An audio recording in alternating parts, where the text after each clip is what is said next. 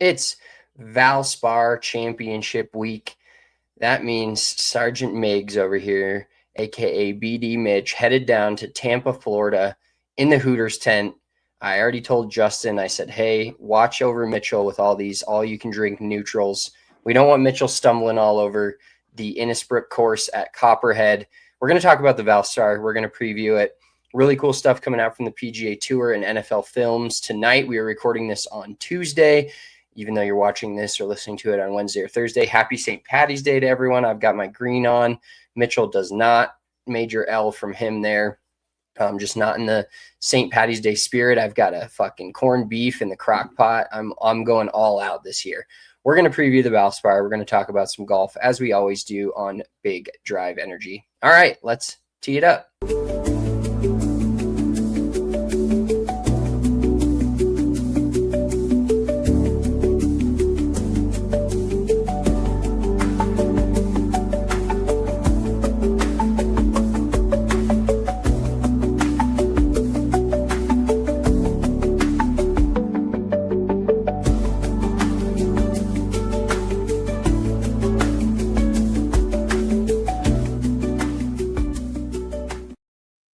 Big Drive Energy Wednesday edition, Valspar Championship. We are recording this, like I said, on a Tuesday morning. Happy St. Patty's Day to everyone.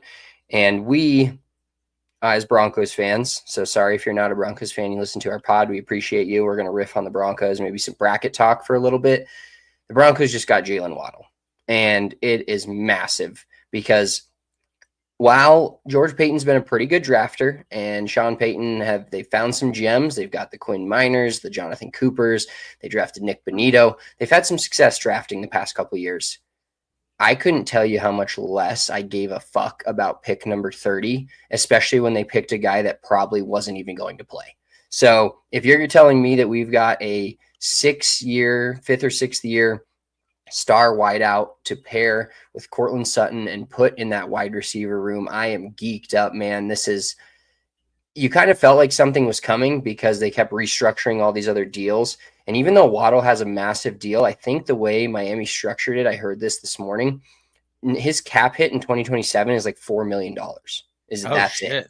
I was going to ask about that because I haven't seen a lot of conversation about his contract because he just got paid like a year ago, correct?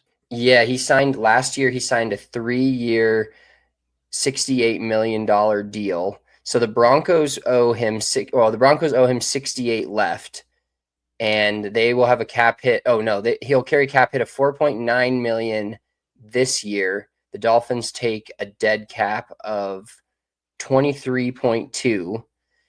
And then his cap hit in 2027 will be 27 million. Okay, so next year it's 27 million, and then 2028 it's 30 million. So, but the Broncos have a potential out before 2028. So you've got him for 26 and 27 for sure. Bo Nix's rookie contract still in full force, and then when you have to pay Bo Nix in 2028, we might be shit. But if you win a Super Bowl between now and this year, next year, all is gravy, man. They did it. And even if they would have drafted a, Mekhi Lemon or KC Concepcion at 30, we would have been excited. But we've seen how this team treats rookies, and it's not well. And they drafted the number 1 overall corner last year. Great player, I think, and still might be a great player in Jahdae Barron, but he played like 40% of the snaps. Like, let's go get a dog for our 1st-round pick and our 3rd-round pick, and let's go win a Super Bowl. That's how I feel about this. I feel like this was the one thing they were missing, and they went and got it. Yeah. Excuse me. You just gave like your best Field Yates impression right there, or who else? Who's Field, or who's the other guy that I'm same guy as Field, just different name, but I get him confused all the time. Anywho, that gave me very Field Yates vibes there. Yeah, I love Jalen Waddle. Just the fact that I get to waddle around like a penguin, I already kind of waddle anyways. So I am definitely going to have to get a Waddle jersey because that's going to look sick in the orange and blue. And I cannot wait to see.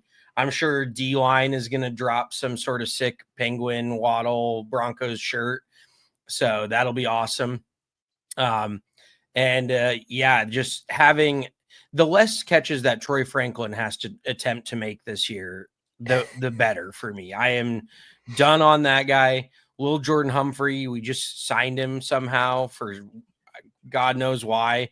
Out on him. I still like Pat Bryant, but he got very concussed quite a bit last year. So not sure where he's at, but I truly do think that if we can have Pat Bryant as our number 3 guy and Waddle, do you see Waddle as a 1 or a 2? Like, or is it, I feel like it's a 1A, 1B situation Yeah, where, I feel like the differing styles make them a 1A, 1B. yes, Like they you don't have a true like with it's kind of like T Higgins and Jamar Chase. It's the same scenario. Now I'm not saying but Waddle there is are Jamar similar Chase and styles. a little bit, but Jamar's like T Higgins is huge and makes those big catches somewhat Sutton style, not necessarily the fastest wide receiver, but makes the big tough catches. And Chase is the one that you can get the ball on a 5-yard slant and let him go. And that's exactly what the Broncos have with Waddle and Sutton now. They have a big body wide receiver, makes all the tough catches along the sideline, the back shoulders, and then Waddle's the guy that also with, Davis Webb calling plays for the Broncos, I think changes the offense a little bit. But if we see screen passes this year, I'm not going to be as furious seeing a screen pass to Jalen Waddle as I was seeing one to Lil Jordan Humphrey or Troy Franklin or someone like that. Like, get Waddle the ball, get it in his hands. Yeah, I agree. And the one issue that I'm going to have is if we still manage to not throw the ball over the middle, because Waddle is the perfect dude. I just saw like a quick highlight reel of him, and he's got that burst to get away from a lot of the linebackers in secondary if you get it to him in the right spot over the middle, but we just never throw it over the middle. So I'm hoping Davis Webb brings some sort of over the middle game, because I know we couldn't do it with Russell Wilson because you can't see over the offensive line. But that's just one thing that I've always been jealous of, is offenses that throw it over the middle of the field, because it feels like, I mean, Peyton Manning definitely did, but that was 10 years ago. So we haven't been able to really throw it over the middle of the field for what feels like a decade. So I'm just stoked to see him in orange and blue, and that's going to be really exciting. But yeah, the people on Twitter just bug the shit out of me, man. Like, everybody loves to overreact. I am almost like done with social media at this point. It just, if we didn't have this podcast and I didn't like to tweet about golf and stuff, I would delete Twitter, because the amount of people that just tweet for clicks and, oh, the Broncos offseason is a complete joke. Like, but, and I mean, we hadn't made a move up until this point, but we also went to the AFC Championship game. And I'm not saying I was 100% happy with our team, but it's not like we were 8-9 and have all this cap space and we're just sitting on our hands. Like, we are a very good team. We lost our quarterback, obviously, didn't get to the Super Bowl because of it. So it's like, how many moves do we really need to make in order to get this team over the finish line? And it feels like that Waddle move kind of hopefully got us there.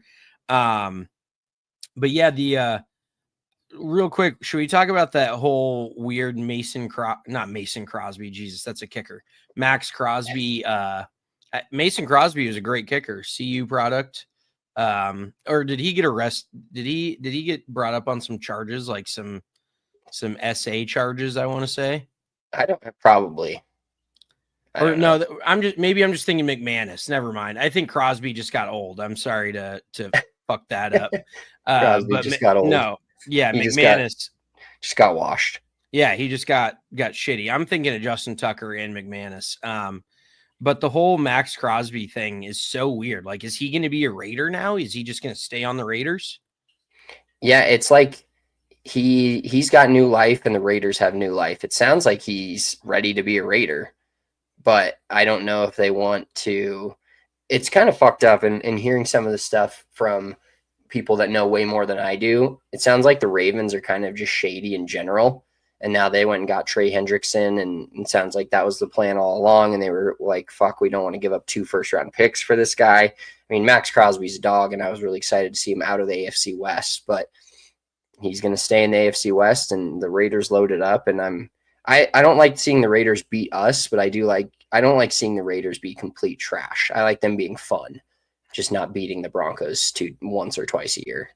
Yeah, I mean, you say you don't like them being complete trash until we lose a game or two to them, and then you're like, fucking, I wish they were 2-15, and I wish it was just a layup for us, every year we got to face them, which it has been in recent years, but they could actually low-key be a very fun team. Like I feel like they went about it in a little bit of an odd way, getting Genty before they really had an O-line and before they had a quarterback and shit, but they went best available. And now if they have Fernando Mendoza, Ashton Genty, I know they added a lot of pieces on the offensive line and wide receivers. So they could definitely at least be a fun offense. And it's just such a quarterback league that you put a good quarterback on a team and all of a sudden they're competitive, and it changes the entire layout of it. So let's talk a little March Madness, because I think you follow college basketball slightly more than I do. So I want your thoughts. I mean, so the Hawkeyes play Friday night in Tampa. I might be boots on the ground for that, depending on how many Jesus. I'm going to be so jealous. I got this Zin absolutely cherried right now. It's blowing up my spot. Zin did a sale, or Nico Kick did a sale, and I got a shitload of cinnamon Zins now. And the cinnamon just hits, it was like less than $4 a can to my front door. So pretty fucking good deal considering out in Colorado. What's the cinnamon? It's cinnamon deal. Like, what's my deal with cinnamon? Yeah. Are you a cinnamon guy now? Are you switching it up? What's the story? No, they only had cinnamon on sale. It was the Zin After Dark ones. I got the, what is it? Something spice. Gotcha. You get two times points on those too when you redeem them. Get the fuck out. Mm-hmm. What a deal. Oh, speaking of, shout out to Zin Rewards. I just got a new suitcase. I got that. I haven't broken it down mathematically, but let's see. It was almost 7,000 points. So if we do some rough, that's like close to 450 cans of Zins. Let's average them $7 a can. I'm staring at 467 cans. I'm staring at over $3,000 for a new suitcase, but I also got 450 cans worth of enjoyment out of nicotine, and every meal I eat, I just can't wait to pop one in. I wouldn't encourage everybody to do it, but if you're already doing it, you get the enjoyment. So yeah, I got this suitcase. It has a USB port in the suitcase. Like, really? It's one of those hard case ones. It's got the whole like fold out, you pull it up, and it's got its own little closet folds up into the bag, and then you pull it open, and it kind of is like one of those, I don't even know how to put it. It's got compartments. Let's just say that. But then it's basically a big briefcase because it's got a lock on it. You have to like click it to open it and shit. It's pretty wild. I'm almost concerned about checking it in my luggage, because what do they do if they have to open my bag and they can't get it open? Are they going to break that shit? I've always wondered that, because I used to lock my golf bag. I had a little lock, and I would put the lock on both of my zippers. And, sometimes before I did that, you'd get the little the card when you landed that was like, hey, your bag was inspected by blah, blah, blah.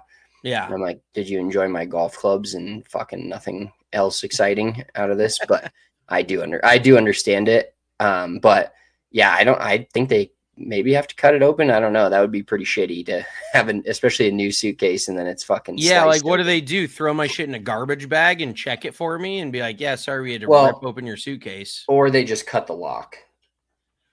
But I don't know how you would do that, because it's one of those little locks that you like toggle, and then it's like similar to a briefcase lock, I would think. So anywho, sweet suitcase. But we're going to get back to the NCAA bracket talk here just in a second. I just have to tell you that this whole travel thing has now already got me having pre-PTSD about Houston, our security situation in Houston, because the same shit is happening right now with TSA agents. There's still a lockout, if you'd call it that, a strike happening. So I've seen videos of lines in airports for security, and I fly out at 9:30 tomorrow morning. but I woke up at like 5:30 this morning, which is pretty new for me. It's not a normal thing. No, not a typical time that I wake up. And that was like the first thing I thought of. And I hopped online to check like the security line times this morning, and everything was like 5 or 10 minutes long. So I was like, I don't know what to believe. So Murphy's Law, I'm going to get there like 7:15 for my 9:30 flight, and I'm going to be at my gate by 7:35. Yeah. But if I showed up at 8:15, I'd be fucking running to my gate and the plane would be leaving without me. So it's just one of those. I'm going to show up early, but I will never not check security now after that Houston situation, because that was probably the most rattling experience I've had in my adult life. And maybe I'm lucky, because that if standing in a security line and not getting on a flight is the worst thing that happens in your young adult life, then you're doing pretty well for yourself. But and then renting a car, going to In-N-Out or Culver's at midnight and driving 3 hours to a different city to fly out of that city. That was tragic. No, wait, we didn't go to, we went to Whataburger. Yeah, whatever.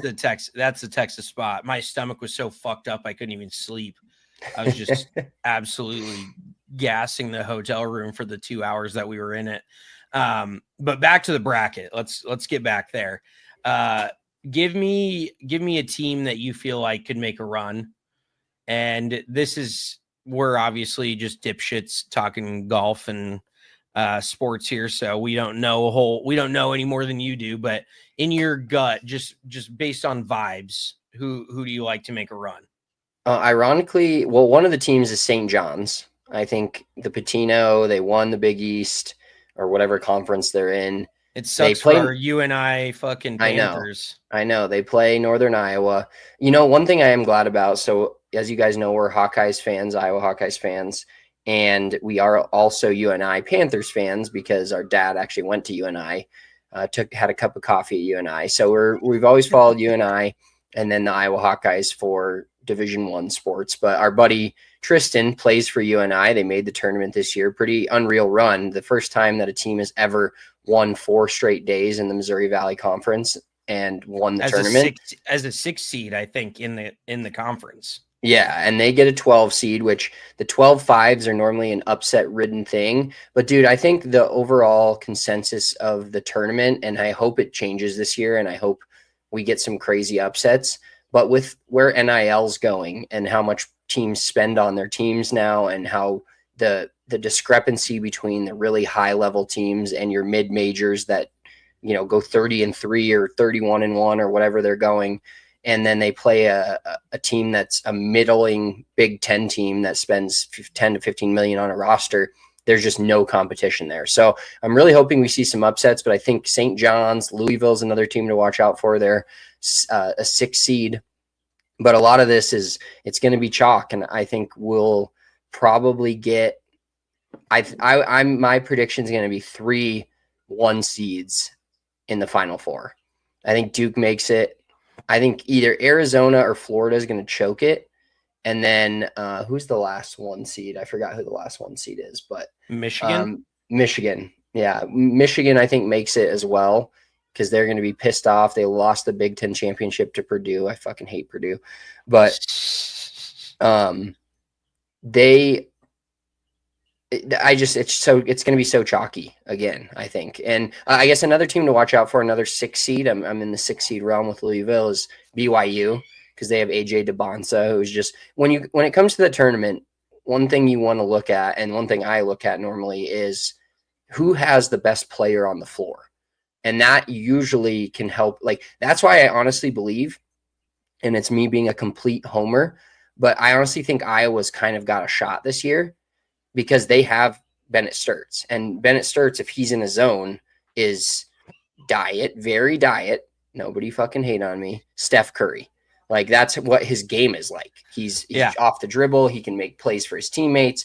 I hope he's a little bit more aggressive offensively than he has been the past couple of games, like watching them play Michigan. But, I mean, if you think about it, Iowa's played in the Big Ten, which is tough as maybe the toughest conference in basketball this year. It's debatable, obviously. But They played a 3 seed in Nebraska twice and played them close twice. They've played Michigan close. They played Purdue close. So they've played all of the teams that you expect to potentially make Final Four runs close. Now, getting a 9 seed and playing Clemson, who I don't know much about Clemson, but I think Hunter Tyson went to Clemson, former Denver Nuggets legend Hunter Tyson.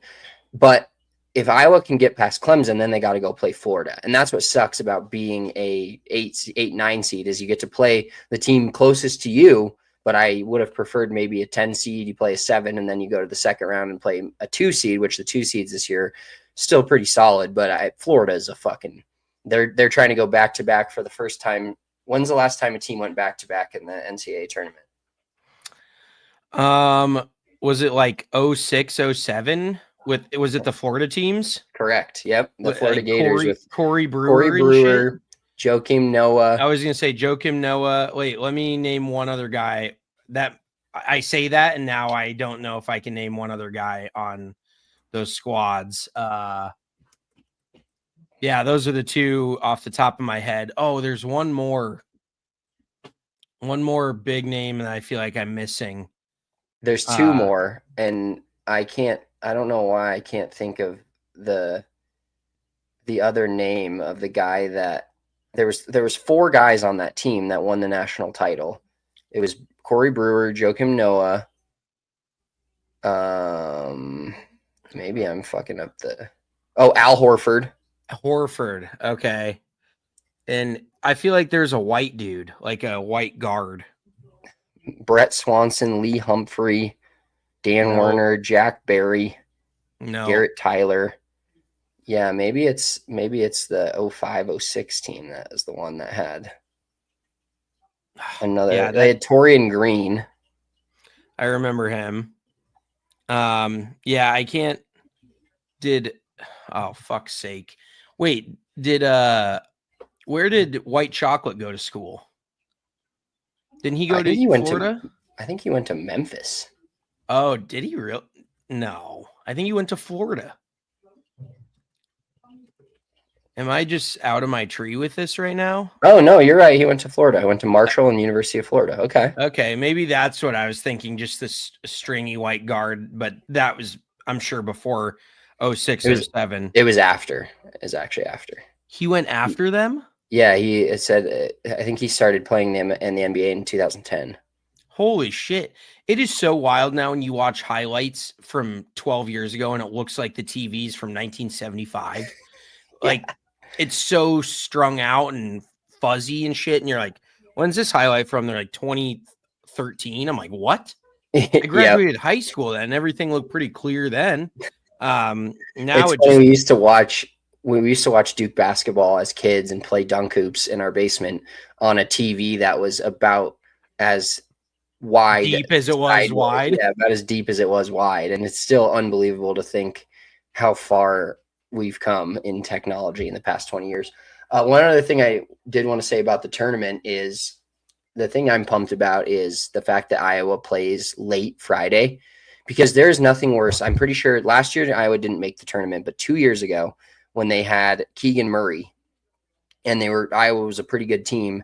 And even 3-4 years ago, I think the last couple times they've made the tournament in 2021 or 2, I want to say they won the Big Ten championship, which was electric. They were cooking going into the tournament. And they played like one of the first games on Thursday morning. And I had to watch my team lose and just be fucking bummed. Didn't they lose to Richmond or some shit like that? Yes, they lost to Richmond. Yes. And then they've also lost the only tournament round they've advanced from in the past like 5 or 6 years was the COVID year, where they were set to play a team and the team bowed out of the tournament because they had COVID. So Iowa moved on, and then they played Oregon in the second round and got completely washed. They just got destroyed. Now it's when they had Luka Garza, who was the player of the year. Yeah, I do recall that. Okay, well, I filled out one bracket so far, and my final 4 right now in this one bracket, I have Arizona winning it, which is pretty chalky, but I kind of agree with what you said. I think there's some fun, lower seeds that can make a run, but ultimately the cream will rise to the top. I've got Arizona winning it all, but I've got Arizona, Michigan, Michigan State, and Houston in the final 4. I just feel like Houston plays such a dirty style of defense. They're always hustling out there. And same with Michigan State. Like when you look at these coaches, when you've got Tom Izzo and what's Houston's coach's name? I can see his face. I can't put a name on it. Dude has Kevin the alopecia or whatever. Well, no, he's just a light-skinned black dude. No, but he has doesn't he have maybe I'm thinking of Kevin the Georgetown coach is the guy with the fucked, like the hair that's his head's like half bald, half not. Oh, I have not seen that. See, that's just Kelvin Sampson. Okay, there you go. Kelvin Sampson. I don't even know who U of A's coach is, but I assume they've got to have a pretty big name dude. Isn't it the dude the sweaty dude? No, he got fired. Brad Miller. Yeah. He got fired a long time ago from all the inside. Tommy Lloyd. Okay. No, Brad Miller got shit canned after the whole scandal of paying players, and he had like burner phones. And that was when somebody was trying to negotiate like a shoe contract in college, and he was getting them money from Nike, or he was like some intermediary. Like, can you imagine having a college basketball coach's phone? And now with NIL, it's got to be, it's not all clean, but it's all above board. So at least everybody knows. But can you imagine pre-NIL, and they're still getting these guys paid? They're getting these guys' families' houses and cars and shit. It's just they do so much more than coach basketball. It's got to be one of the most like thankless jobs in all of sports. But they do make a shitload of money for it. So, but yeah, I would love to see Northern Iowa beat St. John's. That would be super electric. And they just play. I feel like, well, St. John's apparently likes to run, but I feel like they're a little bit more slow it down, grind it out on D type of team when it comes down to it. Like Pitino's an old school guy, and UNI is just a slow down. I think they have like the 300th slowest pace of any Division I NCAA team. So they play super slow, super deliberate. But Tristan Smith, our boy, actually feels like he could be kind of he's like the fulcrum of the offense, where he runs that big man at the top of the key, where then he sets screens and he gets entry passes and then dumps down low. But pretty electric watch. Well, the thing I love about UNI is and it's this kind of the case for I pay a lot more attention to UNI than a bunch of the other mid majors, but they're just like, it's just like a bunch of wings. They don't have anybody that's big, and they don't have anybody that's small. They're just a bunch of like 6'4" to 6'6" dudes. And you just like, if you're one of the quote unquote bigs, you just got to dial in and fucking rebound. And that's when they play these like massive teams. They have a little advantage with like the old Curry Warriors, where Draymond's the 5 and he's not huge. You can be faster and play a certain style. But like Michigan's got that fucking dude that's like an ogre. And so does Purdue. And there's like 3 or 4 teams that just have these. And Florida's got massive dudes. Like there's a few teams in this tournament that just have complete fucking giants playing center for them. And that's the crazy part, is in college, is if you just have a really big dude, they don't really have to be that good. Like Zach Edey was like the best college big man ever, and he's like a fucking bench guy in the NBA. So you get these dudes that are like 7'2", that their best chance of playing professionally is overseas. But at the college level, all they need to do is grab rebounds and have putback layups. Like it's such a different game. They don't need any like versatility otherwise. So yeah, when you have these big fucking ogres down low, and Tristan Smith is 6'6", but you got a 7-footer, like you're not getting, unless you just got bunnies, and he does have bounce, but you gotta, he's got about as much bounce as anybody in this tournament, but it's still tough to, when a 7-footer can just reach over the top of your head and snag it. 100%. I actually ordered a Tristan Smith t-shirt jersey. Oh, hell yeah. Yeah. It's kind of it. Yeah. It just says it has UNI on the front, and then Jersey. There we go. But my last name is also Smith. I mean, 14 is not necessarily my favorite number, but I'm absolutely going to rock that shit on Thursday. Or do they? No, they both play Friday. Yeah. They've kind of fucked the state of Iowa. Not that anybody cares about the state of Iowa, but they put UNI and Iowa, the least cared about state, 20-minute tip times apart on Friday. Yeah. What the fuck is that? I was going to say, because UNI is 20 minutes after, correct? I think so. 20 minutes or Yeah, before or after, one of the two. which is dog shit. This is off topic, but it just made me think because Missy and I talked about like what we think are the most irrelevant states in America.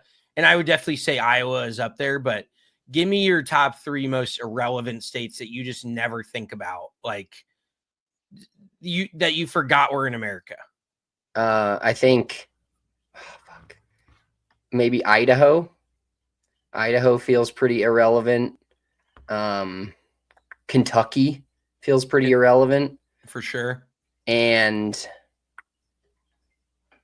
I think you're like maybe South Dakota. Yes, I would agree. Both the Dakotas. I think there's states so irrelevant that you're forgetting about them. I would say Arkansas is probably like number 1. Nobody gives a fuck about Arkansas. It is the weirdest state in America. I'd say Missouri's a close second. Like, what even happens in Missouri? There's nothing. Except for, and even now, the Kansas City Chiefs are no longer in Missouri. So they have like no professional sport. I guess they have St. Louis, which is a shithole. So then you've got Missouri, and I would say Kentucky is up there. The Dakotas are up there. New Mexico is a very irrelevant state. Oh yeah. In America. West Virginia, nobody really gives a shit about West Virginia. Even Virginia, I would say on the Eastern Seaboard, that is probably the easiestly forgot state. That's significant. Delaware is so small, it doesn't really matter. Rhode Island's kind of similar. But any state with any size, Virginia pound for pound is like the weakest of them all because it's still really fucking hot in the summers, but it's not really warm in the winters. So you can either go North Carolina, which is great, South Carolina, which is great, or then you go further north to like Maryland, all that shit. Virginia is just that in between shitty East Coast state. And speaking of states, I don't hate Florida, but it's definitely not my favorite. And I am traveling there.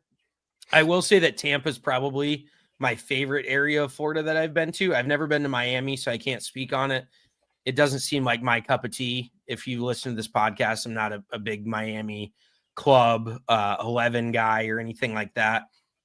But I was just talking to a dude yesterday about how it's so much easier to get to Florida from here than it is to get to Arizona, which is clear. It's about a 2.5-hour flight instead of a 6-hour flight. But I still think Arizona, anybody that's been to Arizona, if you've played golf in the winter in both Arizona and Florida and you don't choose Arizona, I think you're out of your fucking mind.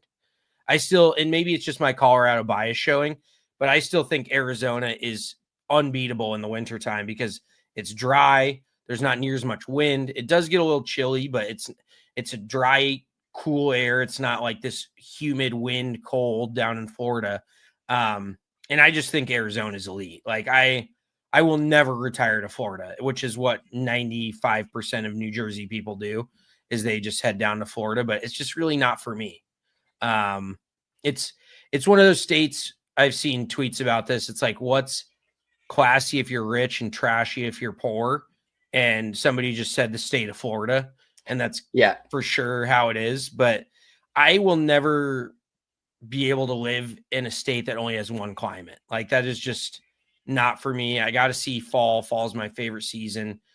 Winter I can do without as I get older for sure. And that's where Arizona comes in. But then Colorado in the summer, New Jersey in the summer, Colorado, New Jersey in the fall, Colorado in the winter. Like I just said I can go to Arizona. I'm talking pre-Christmas winter. I want to be in Colorado, but December 26th, I'll head straight down to fucking Arizona.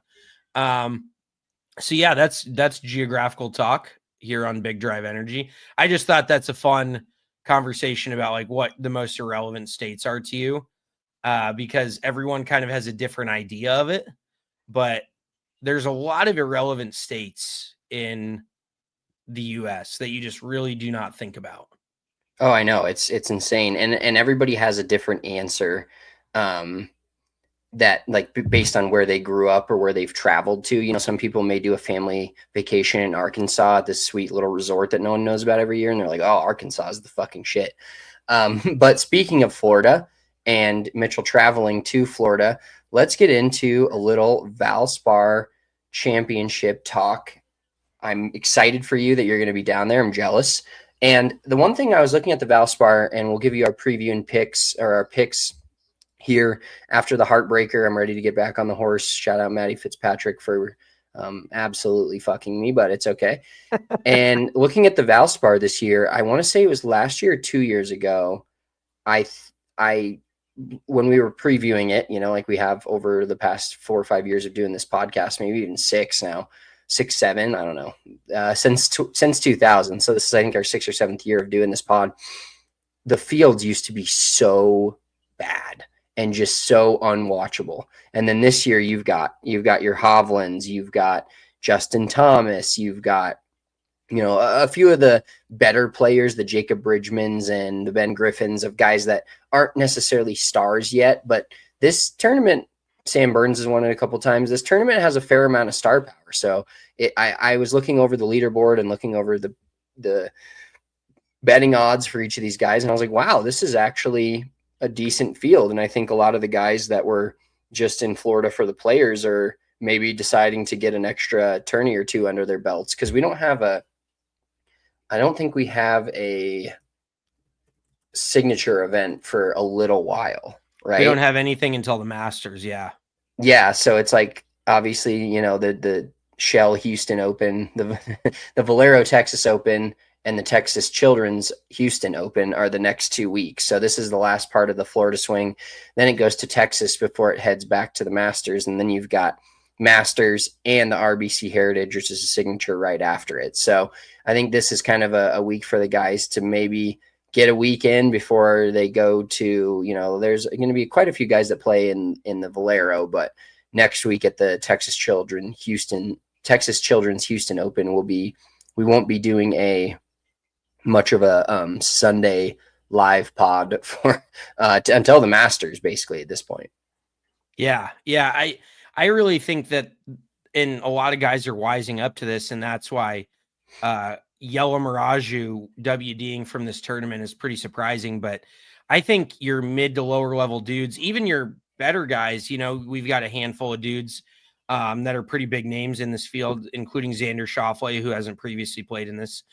Viktor Hovland, I feel like kind of feels obligated to play in this because he won it last year when he was kind of down bad, really struggling with his game, and is now the defending champion. So he kind of, I don't know if he feels like he needs to come back and play in this, but I think a lot of these mid-level dudes should look at this as an opportunity to play against a lesser field. And sure, it's not as big of a paycheck, but if you win, a 2-year exemption is a 2-year exemption, whether you win the players or, well, the players is different. You get a bigger exemption, but whether you win the Puerto Rico Open or the ISCO Championship or whatever, any relatively speaking, irrelevant tour event, you get a 2-year exemption flat out. And so I think a lot of the guys are looking at is that, like, get some fucking job security. And I know that ball striking is really well rewarded on this golf course. It is a ball striker's course where you're hitting a lot of different clubs off of tees. It's not just bomb and gouge right down the middle. So it kind of tests you in a good way. Hit a lot of different, 4 irons and shit. You have to work the ball right to left to right. So I know that a lot of dudes, Kevin Streelman said it when he won here 10 plus years ago. He goes, you just have to man up and golf your ball. And I think it's truly a good test for these guys. And I think there's something to be said for that on the PGA Tour, of a field being stronger just because guys like playing a golf course. And I would say that Innisbrook is one of the more liked golf tournaments on tour, just simply because they know that they're going to get tested so well. And really, like, we're coming up to the biggest stretch of the season, which I know it feels like we just got over with a huge stretch, and we did, but the Florida swing is huge. But then you get into major season, and these guys really have their eyes set on putting their name down in the record books. 10 years from now, nobody's going to remember who won the Valspar, but they'll remember who won the Masters. And I think it's just a great prep week. And I was also going to ask you this. What would you say is your least favorite stretch of events on the PGA Tour? Like, what region? We've got the California swing. We've got the Florida swing. We kind of have the Midwest swing in like late summer. We have the Texas swing. If you had to pick an irrelevant swing on the PGA Tour, which would you say in your mind? I think it's probably the Texas swing. I know it's only a couple of events, but I'm just I not a big agree. fan of Texas golf at all. Just not Yeah. for me. Well, and especially the courses that they play them on now are really relatively irrelevant golf courses. I would say when the match play was at Austin Country Club, that was a great watch. TPC Craig Ranch is actually a pretty fun watch. I do like that one. But the Houston Open leaves a lot to be desired. And what am I missing? Is this just Valero and the Texas Open? The Valero Texas Open and the Texas Children Houston Open. Okay. So I think it's the Houston one that really is, in my mind, probably the most irrelevant. And maybe it's because it butts up to the Masters. So half the guys are already in Augusta, not playing in Houston for that. But yeah, the Texas stretch is not great. Like you said, I think a lot of dudes just capitalize on already being in Florida. I think this is a really good event.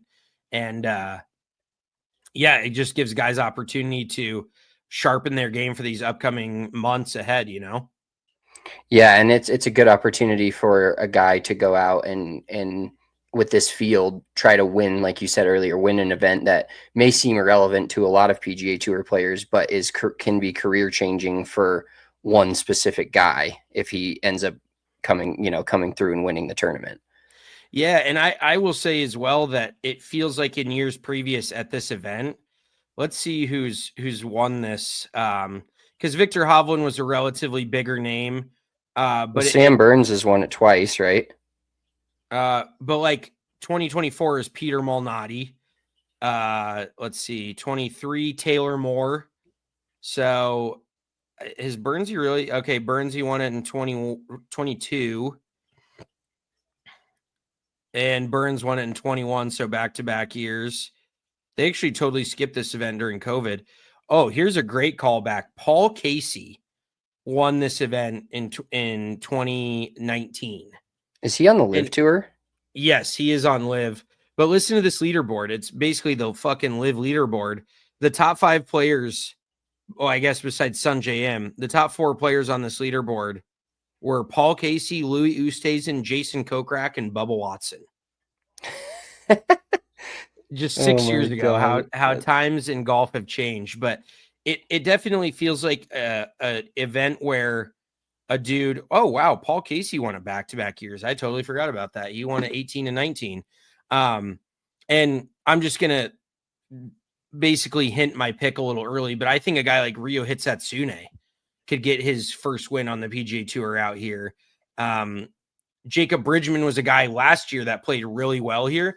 And I actually remember sitting in the tent. I said this when Jacob Bridgman won, but I was sitting in the tent behind 17 green last year at the Valspar, and somebody goes, "This Jacob Bridgman kid, watch out for him. He strikes it so well." And I'm like, and this is kind of the first I'd heard his name. I'm like, oh shit. I mean, he finished 3rd here this last year at Valspar, so kind of got his name out there a little bit. But now he's having this sort of breakout year. And he was kind of a dude that cut his teeth. His highest finish at that point on tour was at the Valspar. So I feel like it's an event that a lot of guys kind of circle as it's a big win for a guy that hasn't won yet. Let's put it that way. I mean, they all are, but this is it's a solid mid to upper tier non-signature event, I guess is the best way for me to describe the Valspar. It's not completely irrelevant, but it's also not massive. So yeah, well, and what's your opinion from being on property? And I know you will be again on this weekend, but what is the actual golf course like? Is it cool? Is like the area cool? How do they do in terms of, because it's always a tournament it's not a birdie fest either. It's not Silvis, Illinois and the John Deere. It's a tough golf course, and I think what is it, 16 through 18 is called the Snake Pit. So it's a tough finish and a tough golf course, which that to me, when the PGA Tour is talking about redoing their schedule or making a lot of events bigger, I think the one thing they can lean into and maybe get some more fringe golf fans is these events that don't necessarily have, that you plan to not have extremely stacked field. Make it at a golf course that's either really interesting or really like not that known, or make it at a place that's really tough. because I guarantee you, now it was the players, so a lot of people are dialed in on the players, but I guarantee you, and even I mean, there's a first world example from your girlfriend watching the players a couple years ago when they were hitting it in the water. All those water balls on Sunday and all the drama that came from the golf course being extremely tough at TPC Sawgrass makes for good watching. And you it kind of removes who's doing what from, you know, it removes the player and the star player aspect from it, because all these players are struggling to make pars, and they're making bogeys, and they're hitting it in the water, and they're hitting punch shots, and they're trying to be creative. I think that can make the PGA Tour product on TV that much more successful when these smaller tournaments without the star power have tougher, interesting golf courses. Yeah, I would agree. And I almost feel like, too, some of these guys play in this event because PGA Tour players have egos. And when they get told, oh, this course is so tough, oh, like they almost see it as a welcome challenge. I think they look at the field and they're like, and truly, I will say that, like a lot of things in life, when things get harder, the better it gets easier for the better people. You know what I'm saying? The cream really does rise to the top. So I think a lot of the elite ball strikers kind of see this week as like, well, the field isn't crazy strong, but if my ball striking is in a good spot, then I should be able to go win here and feel pretty good about it. So I think they kind of take it as a challenge. But yeah, the course itself is no joke. Like, you really cannot lay down. It is a grind pretty much the entire time. Fairways are tight, greens are tough, rough is thick, all of that stuff. I think I just burped up some cinnamon toast crunch that I had a little earlier. That was pleasant. But it is truly everything that you would want out of an event just to test your game for those guys. So, and we haven't even gotten to this, but the field this year is even more electric than it has been in years past. We've got Brooks Koepka, and I really do think Brooks, this is the prime example of an event that Brooks moves the needle in, where if he's not playing, like even last year, the field felt relatively weak. You know, I think Justin Thomas and Viktor were the two headlining guys. But I would say Xander Schauffele and Brooks Koepka in this field this year really moves the needle in terms of the way this tournament is thought about. Would you agree with me there? Yeah, yes. He's where he's at on his PGA Tour career right now. He can, I mean, he moved the needle a little bit more even for the waste management. And granted, it was like his first tournament back, and everybody was really excited about watching him play at one of the more viewer friendly tournaments of the year. But him coming and playing at a place like this is going to make it boost the viewership and make it a little bit more, even though he's not probably going to win and not be the, you know, Brooks Koepka when he was winning majors consistently, and maybe he gets back there at some point. He still carries the weight of a lot of fandom and a lot of excitement of like, oh, he like, because he's the way the PGA Tour is set up, obviously, and you play different places in different cities, and all these cities really love to have PGA Tour events in their area. Like, he's going to get the first tournament back bump everywhere he goes. You know, it's like the Mike Krzyzewski retirement tour where he just goes everywhere and they're like, oh, this is the last time we're seeing him. It's kind of like a rebirth of Brooks Koepka on the PGA Tour. So every city's like, oh, he's coming back to our city now. He's coming, you know, we haven't seen him in years. And he's not above playing in most of the smaller, if you want to call it that, events on the PGA Tour now, because he's trying to work his way back and trying to earn his way back in points race and the majors, all that.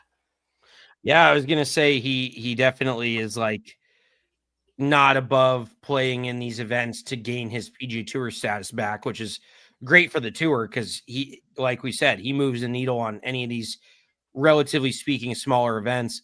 And funny enough, I was actually thinking about taking Koepka in my one and done or on my gambling card, and then I remembered he's pretty ass. Even 5 years ago in his prime when he was winning majors, he was ass in the regular season. Like, he's just, relatively speaking, for what he does in majors versus what you'd think he would do in regular tour events, he's just not that guy in regular events. And then you get him in the brightest lights and somehow he shows up. So I avoided that, but it would still be cool to see him compete. And who knows, maybe he's looking at this as a major in the way of, especially like, past winner or past champions exemption, but he can get an instant 2-year guarantee of a job. So I think at this point, coming back from live, it still means enough for him to really give a shit about any event like this. Yeah, 100%. Well, let's talk about our betting card and hop into that. I'll pull that up here on the screen. We've got the Valspar Championship at Innisbrook. How close is that to where you're like staying? Like, is it a far drive or is it close? Like, where is this in Tampa? I think I'm staying like 20-25 minutes. It's definitely, well, Tampa's a little more inland. It's kind of on a bay. So it's technically Palm Harbor, which is about 30 minutes northwest of Tampa, but it's right near the ocean, even though it doesn't seem like it. It is right near the ocean. Okay. So I am down 12.5 units. That was about to look like plus 27 units, but Matt Fitzpatrick couldn't make par on the 72nd hole at the Players. So I am down extremely bad, but not terrible, I guess, going into mid-March and only being down 12.5 units. So I'm going to go with Justin Thomas this week. Very chalky pick, but he is boosted on the Bet365 app, which is scary. Like it's not a general boost where you pick a player and then get it boosted. He's one of those suggested boosts at the top, which means I'm fucked for sure. There's no way he wins. So he's 2,500 to win, boosted by the Bet365 app. Kevin Streelman, as you mentioned, he's won here. He's like 50 or 500,000 or 50,000 to 1 odds to win, but he's still plus 900 to top 20. Like top 20 is, with a course like this, if he stays around even par and fires 68 on Sunday, he's going to be in the top 20 or has a shot at it. Like it's one of the tougher courses. So these are ones where they're fun to take a little bit more of a dart throw on some guys because they don't have to shoot, if he doesn't shoot 6-7 under par the first day, he's not out of the tournament. A guy stays at even par, makes the cut on the number. He's still got a real good shot at being top 5, top 10. Aaron Rye, just ball striker machine, 2 gloves, black outfit, white belt. Don't know what this guy's doing, but I just feel like these are the tournaments where his name will be at the top of the leaderboard. So I'm going to take him plus 450 to top 10. So I've got JT plus 2,500 to win, Kevin Streelman plus 900 to top 20, and Aaron Rye plus 450 to top 10. And I'm going to use my JT bullet this week, I think, and in the one and done. Okay. Yeah. I mean, JT, I was also considering that, but he's shown us exactly one good week of golf and one really bad week of golf. So I feel like it's kind of a crapshoot. And plus, I will say that JT kind of sprays it all over God's green earth, and this is not really a course that you can do that at and get away with it. So, but I'm not one to yuck your yum. So you have JT. I like that. I'm going to roll Jacob Bridgman. I like, obviously in very good form. I like the way he plays this course. He finished high here last year. Ryu Hitsatsune to win. Feels like he could get it done for the first time out here. Kind of dude, I looked up his strokes gained, and he is, I want to say, top 30 in everything except for putting. Not the best putter in the world. So, and that's kind of what bit him in the ass in Phoenix this year. But right now, let's check quick stats. He's 17th in strokes gained total, 15th in strokes gained off the tee, and 22nd in approach, 110th putting. So really everything other than the putting aspect of it, which obviously is a big part. You got to make a few putts. But overall, I would say that this is a more of a ball striker's course than anything. I don't think you're gonna pull a Akshay Bhatia out of your hat here and just putt it around to get it in the hole and win. So I like Ryu Hitsatsune a lot. He's had some great finishes this year. And then Bud Cauley's another dude as well that actually finished top 5 here last year, has been in a much better form. He's a Florida kid. I feel like he could, well, he's not a kid anymore. I think he's like 35. But plus 530 top 10. I really like his odds here because he's a great ball striker as well. Great iron player, great driver, has struggled with the putters. So, and ironically enough, Jacob Bridgman's far and away best stat this year is putting. And it feels like he's a better ball striker than, I guess. I guess good putting masks a lot of stuff, similar to a goalie in hockey. If you can just putt it really, really well, then it kind of masks all your ball striking. But I've got basically the best putter on tour on my card, and then 2 of probably the worst putters on tour and most consistent ball strikers. So just we will spraying. yeah. Just Oh yeah. spraying I the mean, whole. covering all my bases here. So Yeah, exactly. Love that. Well, let's hop into what we do every single Wednesday with the WTF Wednesday. I do have one quick note. We talked about Northern Iowa's pace. I just got an update from the score that was like why every team won't win the tournament. You know, it gives you every single team and why they won't win. And I went to Iowa first and it said pace. Iowa plays incredibly slow, ranking 357th nationally in pace. The only tournament team below them is Northern Iowa. So the Iowa boys are playing at a slow pace. slow and steady. That the Iowa Turtles. I like that. Yeah, yeah, the Iowa Turtles going into the tournament. All right, we're going to finish this pod up with a segment that we love to do every single week, and that is WTF Wednesday. I've been I write these in my phone, you know, when something happens to me, and I feel like I've got a lot recently. I'll just do what happened to me last night. So I took the fam. We all 4 of us, my younger son, 3 weeks old, got his first Avs game in. So we went to the Avs game last night. It was a terrible game. But Sawyer wanted to get Dippin' Dots, get ice cream after the first period. So we went out and got ice cream, and he's eating it. And we usually sit him up on top of one of the high top tables that are outside of our section and just let him sit there and eat his ice cream. Well, we were trying to take a family photo. He spills the Dippin' Dots all over the table. Luckily, they were still pretty fresh, so I could just fucking like scoop them into his cup essentially and just get him into his cup before he had a total freak out.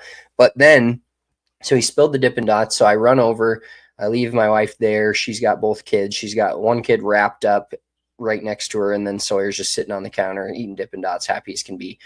I run over to go grab napkins to start cleaning up some of the floor because I'm a good parent, and I'm one of those parents that tries to clean up after their kids. Shout out to me. If you're a parent that doesn't do that, you're kind of a low life. But I'm going to get napkins, and I come back, and the high top that we were sitting at, there's 2 dudes just bellied up to it. Where Sawyer's like a foot from them. And like, don't get me wrong, I told Kylie this last night. I was like, if there's all the high tops were full, you know, it's a crowded, intermissions are so crowded at Ball Arena. Every hockey game, I'm sure, is the same way. If all the high tops were full, I would understand it. But the high top right next to us was wide open. And there's these 2 dudes with their elbows on our table, drinking beers, talking loud as fuck. And my kid's just sitting there with his Dippin' Dots, like staring at these guys. And I'm like, what the fuck are you guys doing? Go to another table. So we just picked Sawyer up, put him at another table, and allowed him to eat the rest of his Dippin' Dots during the intermission. But I was just like, dude, people have just no sense of awareness, it feels like. Everywhere I go, just zero sense of awareness. Self-awareness has never been lower in society as a whole. So my WTF Wednesday is, did you see this whole Travis Etienne thing? Yeah. So what is up with these dudes? They'll play in the NFL for 4 or 5 years and then just come out and say that their name is pronounced completely different. And in what world do you get Achan from Etienne? Like what? I don't know if that's some sort of Jamaican. Well, I don't know. He's from New Orleans originally, so maybe he's a French thing? Cajun or French. Yeah, that's got to be what it is. But why do you let everybody call you by the wrong fucking name unless he just learned that his name was supposedly pronounced differently?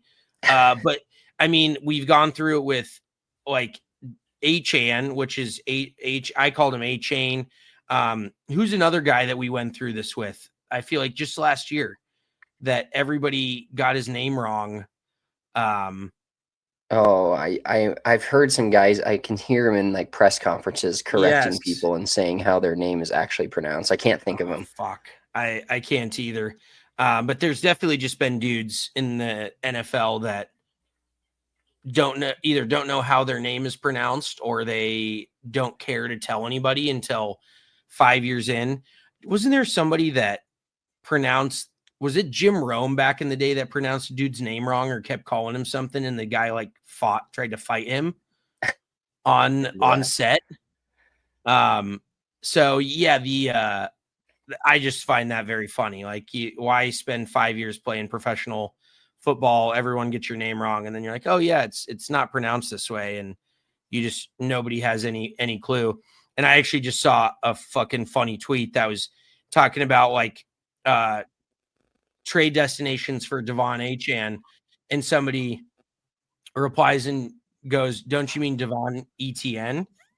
So just like a little flip flop there. I thought that was pretty good. So yeah, I would just like, maybe we need to start doing this with NFL names. A word in the dictionary, when you Google it, it has like the phonetic how you pronounce it, not the phonetic spelling. Or I guess that is phonetic. Maybe they just need to do that with everybody's names now, so we can call the guys by the right names. Yeah, they just need a pronunciation guide for everyone, not just the people in the press box or whatever. Yeah, I mean, hilarious. You could come up with some, like, what can we call Jalen Waddle now? What? Jalen Waddell. Waddell, yeah. See, there you go. I like the enunciation of the backside of that. So Jalen Waddell. Yeah. So I just thought that was pretty funny. Word. Well, that wraps it up for us on this edition of Big Drive Energy. We appreciate you all tuning in. Make sure you're following us on all the socials. You're listening to this on Wednesday or Thursday. Mitchell's down at the Valspar. Check our Twitter and some Instagram. I'm sure he'll be putting out some content from his rounds of golf down in the state of Florida, where he never wants to retire. I am at Big Drive Spence. He is at Big Drive Mitch. We will be back on Monday, special edition next Monday. We were looking to do an interview potentially next week. We're trying to line that out. So make sure you're following us on all the socials to get the updates for that. Enjoy your weekend. Enjoy March Madness. I know I will. These Thursday, Friday are two of my favorite sports days of the year. And we will talk to you on Monday.